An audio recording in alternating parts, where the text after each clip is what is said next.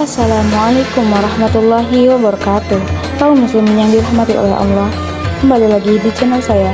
Dan insya Allah pada video kali ini saya akan membahas sekilas tentang perkembangan politik, sosial, budaya dan ekonomi pada masa Rasulullah Shallallahu Alaihi Wasallam dan Khulafaur Rasyidin. Pada masa Rasulullah Shallallahu Alaihi Wasallam, aspek politik, sosial, ekonomi, dan budaya berkembang seiring dengan penyebaran Islam di Jazirah Arab. 1.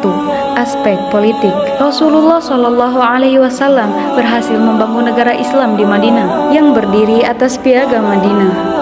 Rasulullah Shallallahu Alaihi Wasallam juga memimpin umat dengan prinsip syura atau musyawarah. 2. Aspek sosial. Islam menekankan kesetaraan di antara manusia tanpa memandang suku, ras, atau status sosial dengan adanya ukhuwah Islamiyah dan ukhuwah al-insaniyah. Kemudian, Islam mengangkat hak-hak wanita yang sebelumnya banyak direndahkan oleh masyarakat Arab. Rasulullah Shallallahu Alaihi Wasallam juga memperjuangkan hak-hak wanita dalam hal kepemilikan harta, warisan, dan pernikahan. Rasulullah Shallallahu Alaihi Wasallam juga menghapuskan budaya perbudakan jahiliyah dengan menganjurkan pembebasan budak sebagai amalan yang utama dan mengatur hak-hak budak sehingga mereka diperlakukan dengan baik. 3. Aspek ekonomi. Pada aspek ekonomi, Rasulullah Shallallahu Alaihi Wasallam juga memperkenalkan zakat kepada para pengikutnya sebagai mekanisme resmi redistribusi kekayaan untuk membantu kaum miskin dan menciptakan keseimbangan ekonomi. Selain itu, perdagangan menjadi salah satu motor penggerak ekonomi, di mana para pedagang Muslim berperan besar dalam menyebarkan Islam ke wilayah-wilayah lainnya. Kemudian Rasulullah Shallallahu Alaihi Wasallam menghapuskan sistem bunga atau riba yang merugikan dan digantikan dengan transaksi bisnis yang adil dan menguntungkan semua pihak.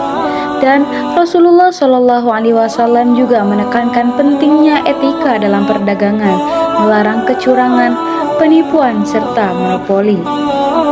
4. Aspek budaya. Penghapusan tradisi jahiliyah dilakukan dengan meninggalkan kebiasaan-kebiasaan jahiliyah seperti penyembahan berhala, kebanggaan suku, dan praktik-praktik yang merugikan. Dan Rasulullah Shallallahu Alaihi Wasallam memperkenalkan budaya keilmuan, akhlak mulia, dan kebersamaan, serta mengajarkan kesederhanaan dan toleransi antar umat beragama. Pada budaya ilmu, Islam sangat mendorong pencarian ilmu. Rasulullah Shallallahu Alaihi Wasallam menganjurkan umatnya untuk belajar sepanjang hayat, baik ilmu agama maupun ilmu dunia. Demikian perkembangan pada masa Rasulullah Shallallahu Alaihi Wasallam. Dari keempat aspek tersebut terbentuklah masyarakat yang adil dan berlandaskan Islam dengan politik inklusif, kesetaraan sosial, ekonomi berbasis keadilan, dan budaya yang menekankan tauhid serta pendidikan. Kebijakan politik Khulafaur Rasyidin sangat berpengaruh terhadap perkembangan bahasa dan sastra Arab, terutama dalam konteks penyebaran Islam dan pembentukan masyarakat Muslim yang lebih luas. Berikut adalah kebijakan politik Khulafaur Rasyidin serta dampaknya terhadap bahasa dan sastra Arab. 1. Abu Bakar As-Siddiq. Salah satu kebijakan besar Abu Bakar adalah pengumpulan Al-Quran setelah banyak penghafal Al-Quran yang gugur dalam perang Riddah. Hal ini menjadi langkah penting dalam menjaga otentisitas teks Al-Quran yang diturunkan dalam bahasa Arab. Pengumpulan Al-Quran berkontribusi pada penguatan bahasa Arab sebagai bahasa suci umat Islam. Penaklukan wilayah. Di masa Abu Bakar, penaklukan wilayah mulai meluas. Dengan perluasan ini, bahasa Arab mulai menyebar keluar Jazirah Arab dan menjadi bahasa penting dalam berbagai aspek kehidupan, terutama dalam pemerintahan dan agama. Dampaknya, bahasa Arab menjadi semakin penting karena Al-Quran dibukukan dalam bahasa Arab. Hal ini memperkuat kedudukannya sebagai bahasa agama dan komunikasi di wilayah-wilayah yang ditaklukkan. 2. Umar bin Khattab. Ekspansi Islam. Pada masa Umar, kekuasaan Islam meluas ke Mesopotamia, Persia, Syam, dan Mesir. Kebijakan politik Umar mengintegrasikan wilayah-wilayah baru baru ini ke dalam dunia Islam, dan bahasa Arab mulai digunakan dalam administrasi pemerintahan. Bahasa Arab sebagai bahasa administrasi. Di bawah pemerintahan Umar, bahasa Arab mulai diperkenalkan di wilayah-wilayah yang baru ditaklukkan, meskipun masih menggunakan bahasa-bahasa lokal untuk urusan tertentu. Tapi perlahan-lahan bahasa Arab menjadi bahasa administratif yang lebih dominan. Penyebaran pendidikan. Umar sangat mendorong pendidikan dan pengajaran agama Islam di kalangan masyarakat Muslim. Al-Quran dan hadis yang semuanya dalam bahasa Arab menjadi dasar pendidikan ini. Dan dampak dari ketiga kebijakan tersebut adalah ekspansi besar-besaran ini memperluas cakupan bahasa Arab yang mulai dipelajari oleh orang-orang non-Arab di wilayah yang baru dikuasai, dan juga bahasa Arab menjadi bahasa penting di kawasan Timur Tengah. 3. Utsman bin Affan. Standarisasi Mushaf Al-Quran. Salah satu kebijakan besar Utsman adalah standarisasi Mushaf Al-Quran. Ketika Islam menyebar luas, terjadi perbedaan dalam cara membaca Al-Quran di berbagai wilayah.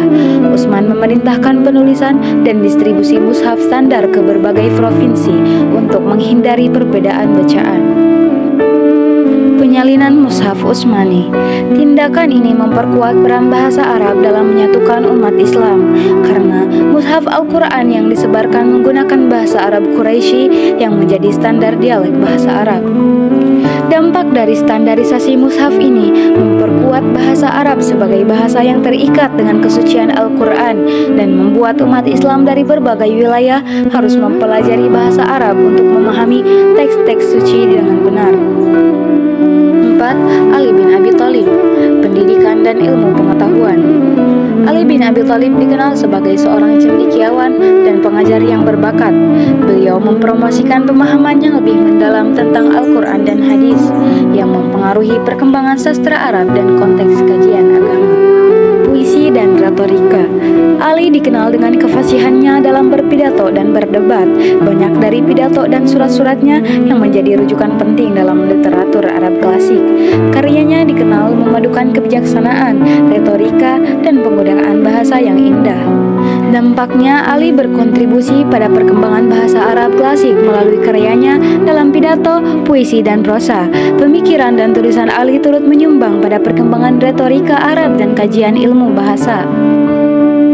Berikut dampak umum kebijakan Khulafaur Rasyidin terhadap bahasa dan sastra Arab. Penyebaran bahasa Arab. Ekspansi Islam ke wilayah-wilayah baru seperti Persia, Mesir, Syam, dan Afrika Utara menyebabkan penyebaran bahasa Arab.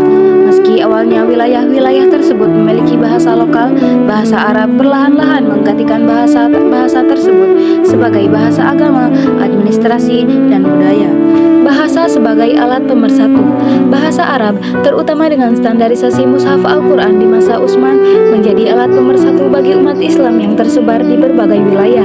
Bahasa ini digunakan untuk ibadah, pendidikan, serta kegiatan sosial politik lainnya. Perkembangan sastra Arab. Sebagai bahasa yang digunakan untuk penyampaian wahyu, bahasa Arab mengalami perkembangan pesat dalam hal tata bahasa, puisi, prosa, dan retorika. Banyak karya-karya sastra Arab seperti syair, puisi, dan prosa yang ditulis pada masa ini berkembang dengan fokus pada nilai-nilai keislaman, moral, dan kebijaksanaan. Secara keseluruhan, kebijakan politik Khulafaur Rasyidin memberikan kontribusi signifikan terhadap perkembangan bahasa Arab, memperkuat posisinya sebagai bahasa agama, ilmu pengetahuan, dan administrasi, serta mendorong perkembangan sastra Arab di wilayah-wilayah Islam. Pada masa Islam awal, tradisi lisan dan penulisan memiliki peran penting dalam menyebarkan ajaran agama dan pengetahuan di kalangan umat Islam. Kedua tradisi ini saling melengkapi dan mengalami perkembangan pesat selama periode ini. 1. Tradisi lisan. Tradisi lisan merupakan aspek yang sangat kuat dalam budaya Arab pra-Islam, dan ini berlanjut pada masa awal Islam. Sebelum kedatangan Islam, masyarakat Arab lebih mengandalkan lisan untuk menyampaikan pengetahuan, cerita, dan puisi, karena tingkat melek huruf sangat rendah. Tapi tradisi lisan ini tetap bertahan dan berkembang dalam penyebaran Islam. Berikut ciri-ciri tradisi lisan. Hafalan Al-Quran. Al-Quran pertama kali diturunkan secara lisan kepada Nabi Muhammad SAW melalui wahyu yang disampaikan oleh malaikat Jibril. Nabi kemudian menyampaikannya secara lisan kepada para sahabat yang menghafalnya. Proses hafalan ini menjadi sangat penting karena sebagian besar umat Islam saat itu tidak mampu membaca dan menulis. Penghafal Al-Quran atau hufaz menjadi tradisi yang kuat dan terus berlanjut hingga kini. 2. Hadis Nabi. Pada awalnya, ucapan, tindakan, dan persetujuan Nabi Muhammad SAW juga disampaikan secara lisan. Para sahabat mengingat dan menyampaikan hadis kepada generasi berikutnya. Karena pentingnya hadis dalam kehidupan umat Islam, proses transmisi secara lisan menjadi perhatian utama dan dilakukan dengan sangat hati-hati untuk menjaga keasliannya. 3. Puisi Arab. Pada masa pra-Islam dan Islam awal, puisi Arab juga merupakan bagian penting dari tradisi lisan. Banyak sahabat yang ahli dalam puisi dan mereka menggunakan puisi untuk memuji Allah, Nabi, dan menyebarkan ajaran Islam. Puisi menjadi medium yang kuat dalam menyampaikan pesan agama secara lisan. 2. Tradisi penulisan. Meskipun tradisi lisan sangat dominan pada masa awal Islam, tradisi penulisan juga mulai berkembang seiring dengan pentingnya mencatat wahyu dan ajaran agama untuk keperluan generasi mendatang. Ciri-cirinya yaitu penulisan Al-Quran. Meskipun pada awalnya Al-Quran diturunkan dan disebarkan secara lisan, sebagian sahabat yang mampu menulis mulai mencatat wahyu tersebut. Rasulullah SAW menunjuk beberapa penulis wahyu, yaitu katib, untuk menulis ayat-ayat Al-Quran yang turun. Pada masa Nabi, wahyu dicatat di berbagai media seperti tulang, pelepah kurma, dan kulit binatang. 2. Kodifikasi Al-Quran. Pada masa Khalifah Abu Bakar, upaya pengumpulan Al-Quran dalam bentuk tertulis dilakukan setelah banyak penghafal Al-Quran gugur dalam pertempuran. Upaya ini dilanjutkan oleh Utsman bin Affan yang memerintahkan penulis dan penyebaran mushaf standar Al-Quran ke seluruh wilayah Islam. 3. Penulisan hadis. Pada masa Nabi dan para sahabat, hadis sebagian besar disampaikan secara lisan. Namun, mulai masa Khalifah Umar bin Abdul Aziz, abad ke-8, penulisan hadis mulai digalakan untuk menjaga keasliannya.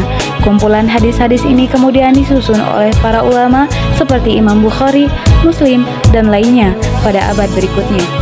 Dengan demikian, tradisi lisan dan penulisan di era Islam awal saling mendukung dalam menjaga dan menyebarkan ajaran Islam. Kedua tradisi ini tidak hanya penting dalam konteks religius, tetapi juga dalam pengembangan budaya, sastra, dan ilmu pengetahuan Islam. Sekian pembahasan pada video kali ini, semoga bermanfaat bagi kita semua.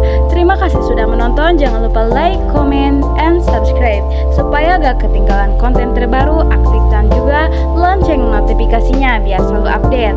Sampai jumpa kembali, wassalamualaikum